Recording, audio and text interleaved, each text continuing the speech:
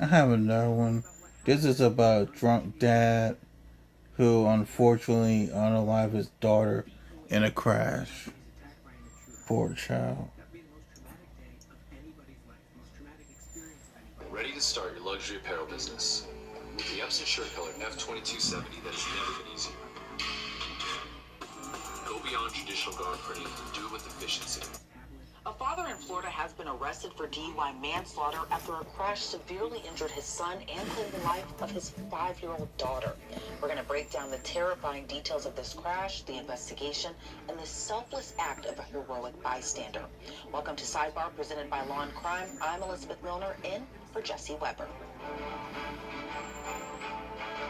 Hey, so before we jump into the story, I have a very exciting announcement. The video version of Sidebar is now available on Spotify. We're so thankful for your support of Sidebar, and us getting the show on Spotify video truly is a testament to how loyal every single one of you are. So thank you. And yes, you can watch and listen now on the go. From Diddy to the United Healthcare CEO murder case updates to crazy courtroom moments, it's all now on Spotify. So right now, you can scan the QR code on your screen or click the link in the description. Sidebar on Spotify. For this heartbreaking story, we go to Lakeland, Florida, where a father is behind bars after he was involved in a car crash back in November that killed his 5-year-old daughter and left his 3-year-old son with severe burns. After weeks of investigation, authorities have released new information that led to the arrest and charges against the children's father, 30-year-old Cody Wills. It all started on November 7th, shortly before 6:30 p.m., when Wills was behind the wheel of his Kia sedan driving his 2 young children, 5-year-old Jolynn and 3-year-old Walker, through an intersection in the northeast corner of Lakeland, Florida.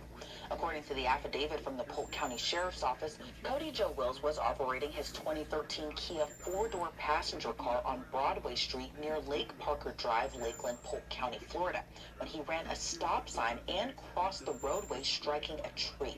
In a truly horrific scene, the car immediately burst into flames, catching the attention of a passerby. A.J. Slater saw Wills' car engulfed in flames. Police say Slater, who is a 30-year-old former firefighter, jumped out of his car and rushed to help. Slater told the Lakeland Ledger that when he approached the Kia, he saw Wills lying outside the vehicle. Cody Wills was reportedly in distress and called out for help, shouting, "Save my kids." Slater acted quickly and opened one of the back doors of the car, which was already engulfed in flames. Inside, he found 3-year-old Walker strapped into his car seat. He was able to get him out of the car in time. But when he tried to rescue Jolynn, however, the fire and smoke became too overwhelming, making it impossible for him to get close enough to the front seat where the young girl was trapped. By the time first responders arrived to the scene, the damage was already done. Jolynn, a little kindergartner at Winter Haven's Oasis Christian Academy, died in the flames. Her brother Walker, meanwhile, suffered burns to his face and upper body. He was immediately rushed to the hospital, where he would remain for more than a week to receive treatment for his injuries. The Polk County Sheriff's Office said he will have permanent disfigurement from his burns. Wills, who was also injured, was transported to the Lakeland Regional Health Medical Center for treatment of several broken ribs, a broken ankle, and a fractured hip joint. When the investigation into the crash began, authorities made some shocking discoveries. According to the affidavit, deputies noted that Wills did not appear to use the brake before crashing into the tree. Wait, he didn't even Later try at to the use the hospital, when brake? the deputy spoke to Wills, a deputy noted signs of recent alcohol consumption. The affidavit reads, quote, "Deputy Register could smell the odor of what he commonly associates with an alcoholic beverage coming from Wills's breath." Additionally, Wills's eyes appeared watery.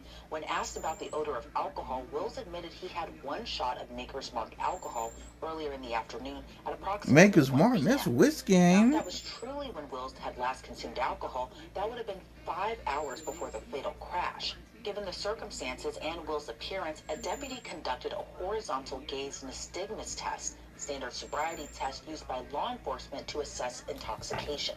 Now, Wills showed 6 signs of impairment during the test, leading the deputy to believe that he was intoxicated at the time of the crash. Due to Wills's injuries, he was unable to perform the standard standing field sobriety test, but the deputy still had enough reason to seek a blood draw, and the results of that blood test were shocking. According to the affidavit, a review of the certified medical records revealed that Cody Joe Wills' medical blood tested positive for ethanol alcohol at a level of 263 milligrams per Ooh. deciliter. The University of Florida Pathology Laboratory confirmed that Will's sample tested positive for alcohol at a level of 0.25 grams per deciliter. This is 3 times the legal limit of Mm. 0.08 grams per deciliter. According to the Cleveland Clinic, blood alcohol content in this range may cause a person to experience confusion, vomiting, and drowsiness. With this evidence, Cody Wills was arrested on December 31st and charged with DUI manslaughter, DUI And causing he bodily should have been injury, and charged. 2 counts of negligent child abuse. Now, as for the hero in this case, AJ Slater, he wasn't left unscathed. He was also rushed to the hospital, suffering second and third degree burns to his hands, face, ear, and back. A GoFundMe that was set up by Slater's mother to aid in his recovery reads in part, quote, "He will have extensive medical treatment well after the burns have healed.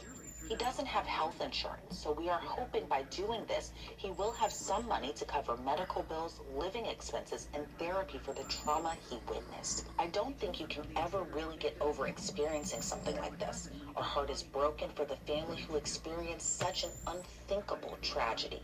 The GoFundMe also stated that Slater was hospitalized for nearly 2 weeks, undergoing skin graft surgeries. Even after his release, Slater told the Lakeland Ledger that he continued to struggle with long-term effects of his injuries, including symptoms of gastritis, which is inflammation of the stomach lining. According to reporting from the Ledger, on a positive note, Slater was able to form a bond through this tragedy with the children's mother, Logan Dynas.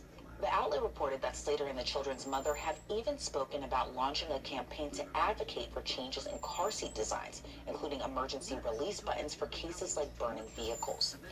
When asked about her thoughts on Walker's rescue, Dinah simply told the outlet, "If AJ hadn't been there, it would have been a completely different outcome for me. I would not be here talking to you." Dinah told the outlet she was playing bingo with friends at a bar in Winter Haven when she first learned of the crash. As Dinah and her friend made their way to the hospital, they began searching social media for updates and eventually found a post mentioning that one person had died, but it didn't specify who. After calling Wills' family members, Dinah learned that her son Walker was alive, and it was only after that she realized Jolynn had died. A GoFundMe campaign was created to cover hospital and funeral expenses, and it has raised nearly the full $35,000 goal. As for Wills, Polk County Sheriff Grady Judd made it clear that he would be held accountable for his actions, initially As he following a should. statement saying, quote, "Nothing will bring this beautiful child back to her family, nor heal the injuries to her brother or the emotional devastation that Cody Wills has caused to so many people. We are confident that we have done everything in our power to ensure Cody Wills is charged appropriately with every felony that he committed, and hopeful that justice will be served." According to online records, Wills was booked into Polk County's South County Jail and made his first court appearance on January 1st, where he was denied bond on the DUI manslaughter charge. A truly and very tragic story all around, so I want to bring on now trial litigation lawyer and former prosecutor David DiPietro. David, thank you so much for joining me today. What's your reaction to this case now that this father, who is charged now with DUI manslaughter for the death of his own daughter, and not only just that she was killed in this crash, but his son was also severely injured? What's your reaction? It's a very tragic case for which he's going to suffer a many years in prison over this if proven As by he the state. should. Florida carries a 4-year minimum mandatory sentence for any DUI manslaughter, but that's just the minimum. I see a case like this based on the victims, the Good Samaritan victims, his son that was a victim, and the daughter victim, as well as the ex-partner who lost her child. I see him being punished if he were to plea or go to trial upwards of 15 to 25 years. So especially in a county like Polk County, which is a rather conservative county in the state of Florida. So I don't see very good prognosis legally for Mr. Wills at this point. Yeah, and what are your thoughts on this recklessness, of not only just allegedly driving under the influence, but also with the BAC 3 times the legal limit, but also doing it with your own children in the car? Yeah, the blood alcohol content being 3 times the legal limit is crazy in the sense of there was an accident, he was transported to the hospital, multiple hours had passed, the blood draw was done after a search warrant. I mean, the officer had to type up a search warrant, and a prosecutor and a judge had approved that search warrant. Then once it was executed, so much time had passed, and he was 3 times the legal limit, which makes me think he obviously wasn't drinking during that time frame. he was likely higher than 3 times the legal limit when the crash occurred. If you extrapolate backwards, what his blood alcohol content probably was at the time of the accident. Yeah, talk to me about DUI manslaughter in the state of Florida. What needs to go into proving a case like this if it does go to trial? So a lot of people think that you need to prove blood alcohol levels. So blood alcohol content levels only provides a presumption of intoxication. It doesn't actually, it's not actually required, because some people will refuse to submit to any field sobriety exercises, or will refuse to have a blood or breath alcohol content administered or urine.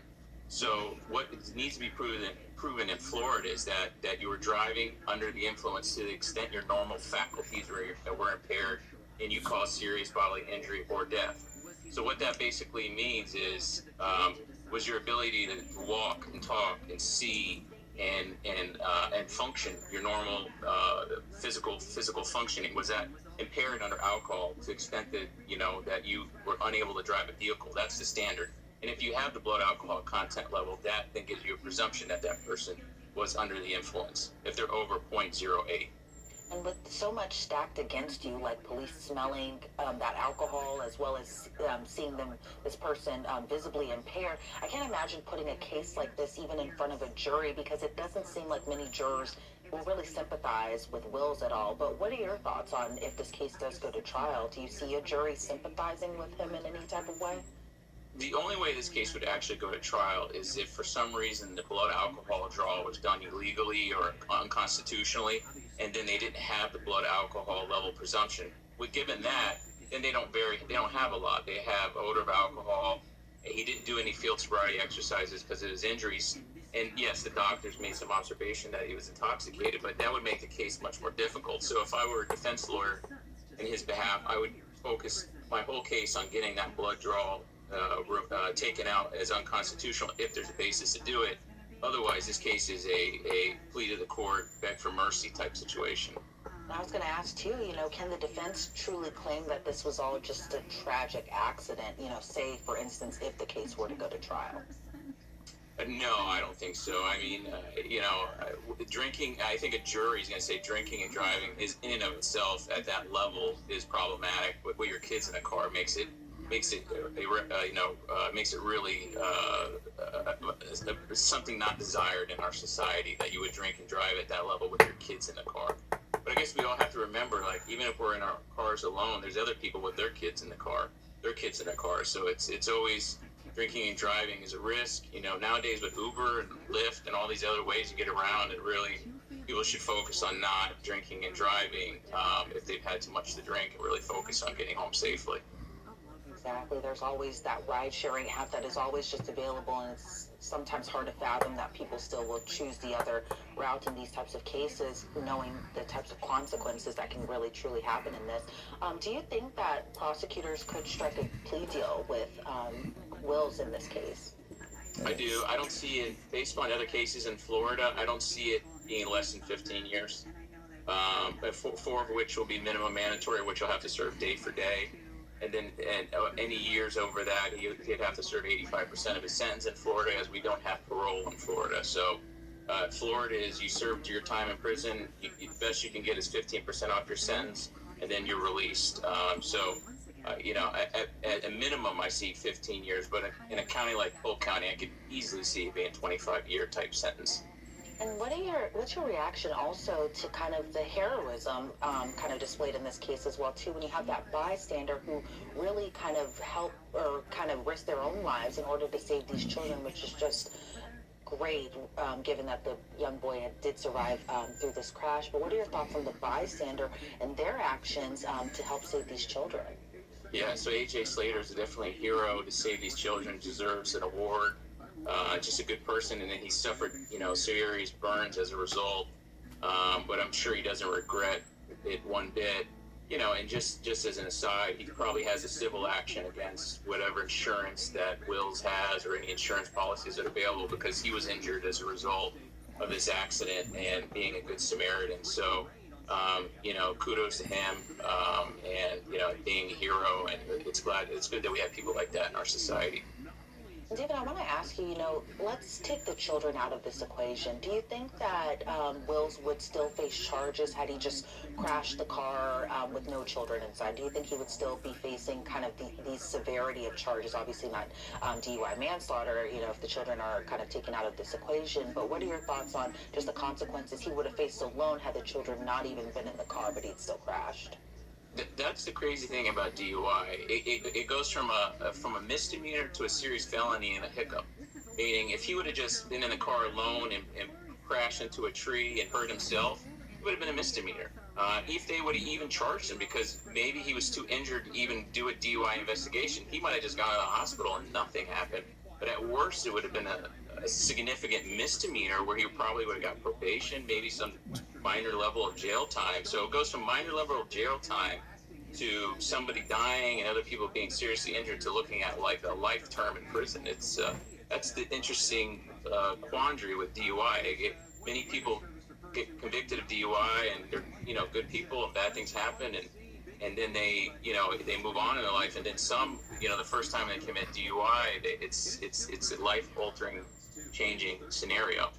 Yeah, and as a former prosecutor who may have spoke with like victims' families during kind of cases like this, my heart goes out to the children's mother in this case, who, by all accounts, probably just thought that her children, their children together, were safe with their father. But what do you think she's going through, dealing just with this tragic, horrific event that happened? Totally devastating. I mean, it's life changing.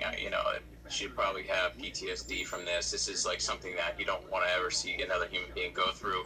Is not only has she lost a child, she has another child who's burned, severely hurt, who's going to have emotional damage. It's going to be life altering. Hopefully, she'll have the resources to seek help and counseling because this is not an easy thing. Hopefully, she has family support too because this is not something easily, something that you easily move on from in life. This is very tragic. I'm sure, tragic all around as well, too. And I'm sure this will carry with Wills probably for the rest of his life as well as her life as well, too. David DiPietro, I want to thank you so much for your insight into this case. But before we sign you off, though, where do you think the case goes from here? He's entitled to bond in Florida because the only offenses are offenses that you're punishable by life, which is not a punishable by life sentence. But I have a feeling the bond's going to be astronomical with terms. Even if he can get them financially, he'll be basically in home confinement. So I see him more likely being led into custody, and he'll be stuck in custody. And the case will probably linger through the system for about a year, and then we'll probably hear about this case at the end of the year, early next year. If that blood alcohol draw is legitimate under the Constitution, I see him receiving a very heavy sentence. David, again, thank you so much for your insight into this. I really appreciate your time today. Thank you. Well, that does it for this episode of Sidebar. If you want to